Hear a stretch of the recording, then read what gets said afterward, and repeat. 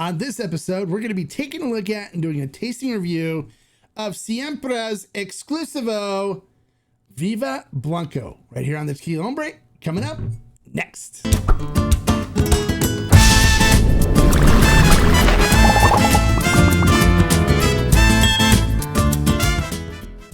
Hello and welcome to this episode of the Tequila Hombre, where today we're going to be taking a look at and doing a tasting review of Siempre's new Exclusivo Vivo Blanco. This is a special edition. They went kind of outside of their current distillery that they use for their normal brand to create a special batch.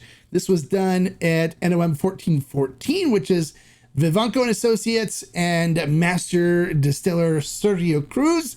Now, get a little bit into how this tequila is made. The 1414 makes tequila the right way. Sergio is a wizard when it comes to making amazing tequilas. So they cook their agave in brick hornos, typically for 24 hours. Then they let them rest for 24 hours and cool down. They extract the sugars from the agaves using a roller mill and then ferment in stainless steel tanks. And then after fermentation is complete, they then twice distill using copper pot stills. Now, there's some things on this bottle that are a little different.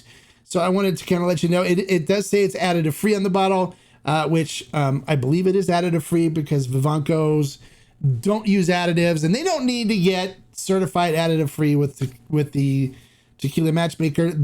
I know everyone knows they don't use additives there. They did wild fermentation, so they used wild yeast on it, and they're using the Mozart method, which means that during fermentation they play Mozart music, which if you've ever been in their main distillery area, you can actually hear the music playing when they're fermenting. It's actually kind of cool. And then they ferment with live yeast. They distilled with live yeast in the copper pots.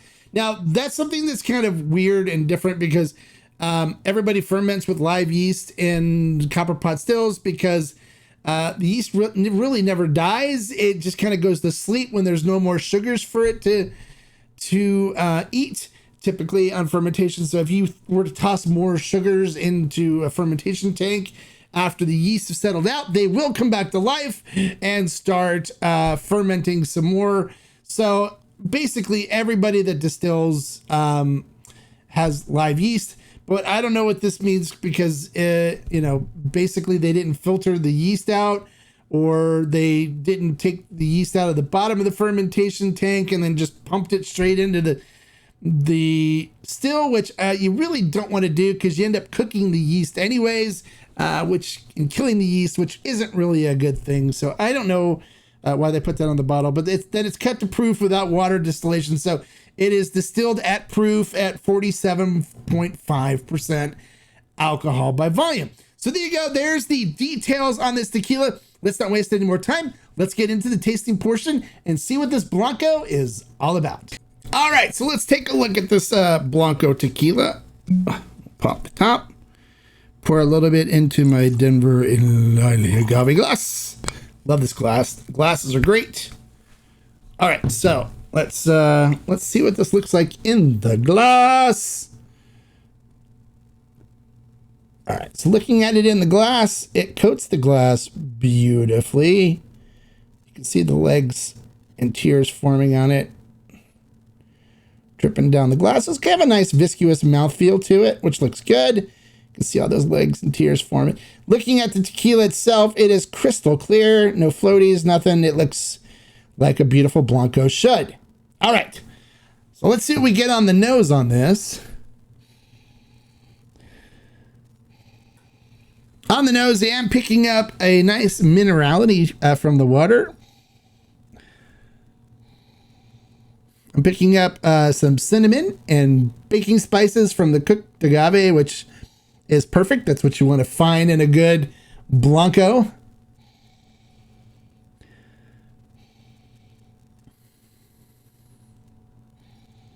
And it's got kind of a perfumey kind of nose to it. So it's more along the lines, I would say more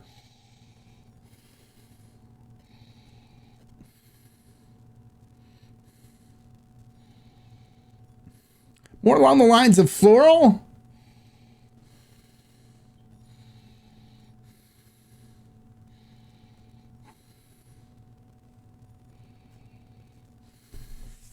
It doesn't smell bad at all, but it's kind of light on the nose. Not picking up a whole lot of cooked agave and stuff from it, but it's there. And it does have a floral-esque kind of nose, almost soap-like, which is kind of interesting. All right, so let's see what we get on the flavor profile.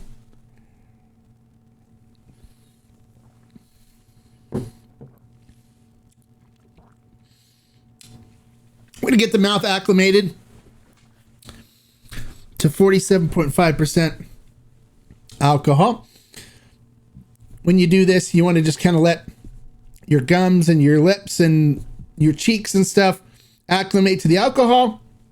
Once the burn kind of stops a little bit in your mouth, because you will get an initial burn from it, because alcohol is a poison, and your gums and lips and tongue all have to acclimate to it. So once things settle down, you don't feel the burn in your mouth anymore after you switched it all around. Then we go in for the taste and see what we get on this.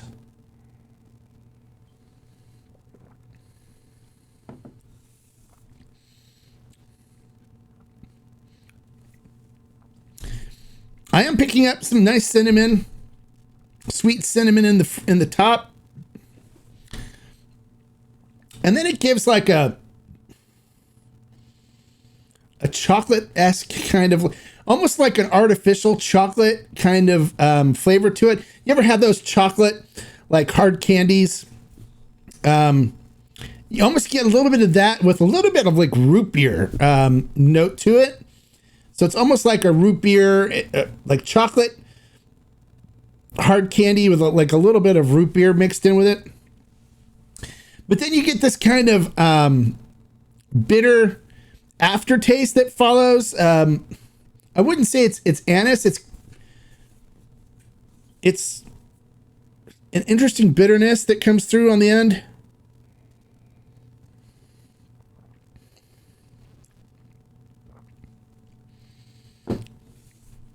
Yeah.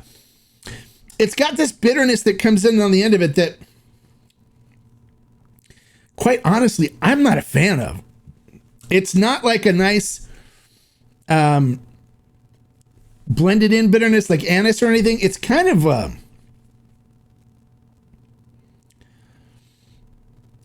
almost like a chemical bitterness.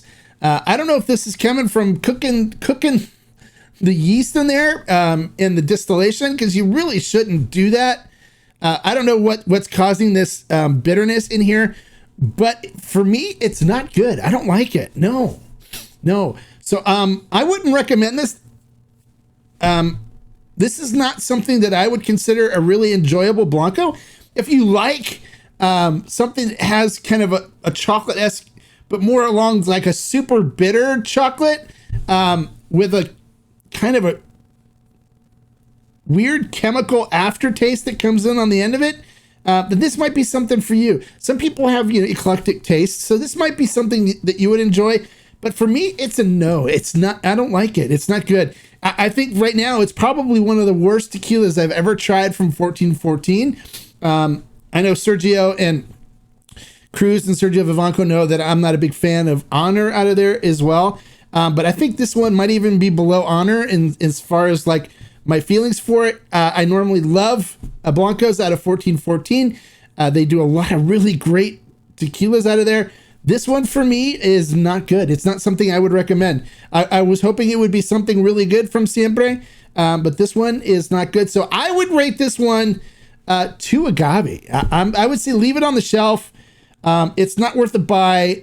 I think they need to kind of go back and revisit what they did on this and maybe change processes a little bit so it doesn't get this really funky, bitter aftertaste on it. Okay, so that's my impression. If you've tried it, I'd love to hear if you experienced the same thing or not. So make sure you comment below, let me know. If you're new to the channel, welcome to the Tequila Hombre community. Please click that subscribe button right there and then the notification bell next to it so you get notified every time we post a video and go live. And more importantly, if you like the information I shared, make sure you give us a like, give us a thumbs up there on the below to show that you enjoyed the information. And like I always say, life is too short to drink bad tequila. So I would leave the Siempre Vivo on the shelf. And until next time, salud.